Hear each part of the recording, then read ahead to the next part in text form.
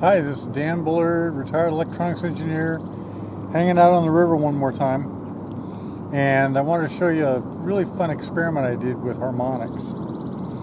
I simulated a zero crossing problem, and we used to have those on Class B amplifiers. You never see Class B anymore. But what happens in Class B is, as you get closer to the transistor's cutoff, right at, say, 0.6 volts above zero crossing, suddenly the transistor turns off.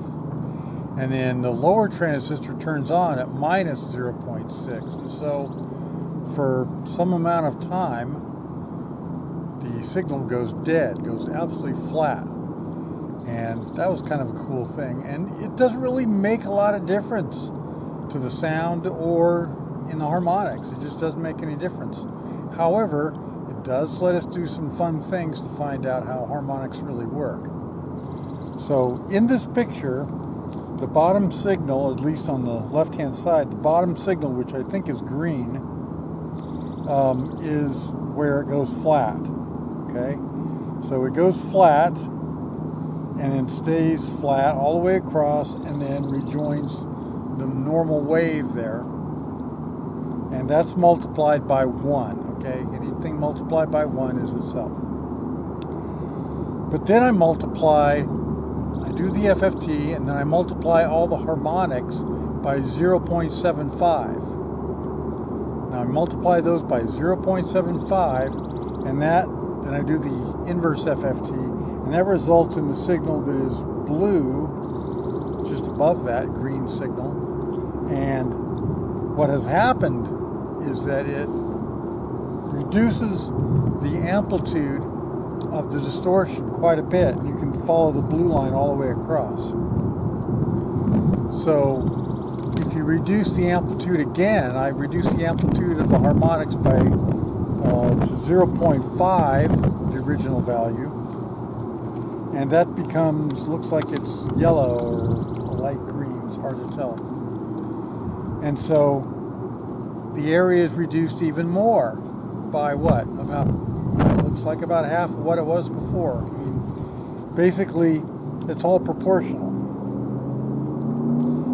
I multiply by 0.25, and then again do the inverse FFT, and you end up with a light blue signal, and that is almost back to the amplitude of the original sine wave. Now, if you multiply by 0, if you multiply the harmonics by 0, guess what? You get 0. And that results in that straight line, that blue line, it comes right through. So if you get rid of all the harmonics, you get rid of the distortion. And that's the point of filtering, right? In a lot of cases, if you filter, you get rid of the harmonics, and kaboom, your original signal appears. And that's really true. And that's the blue line there. So then I got tricky and I multiplied by 0.25 or minus 0.25, and that results in the dark blue line. What that does is, instead of it going down, it goes up, right? So the signal goes up, and again, I multiplied the harmonics by minus 0.25. That caused, in the time domain, all the waveform to go up by 1/4 of what it was going down. If I multiply by minus 0.5, you get the kind of brownish line.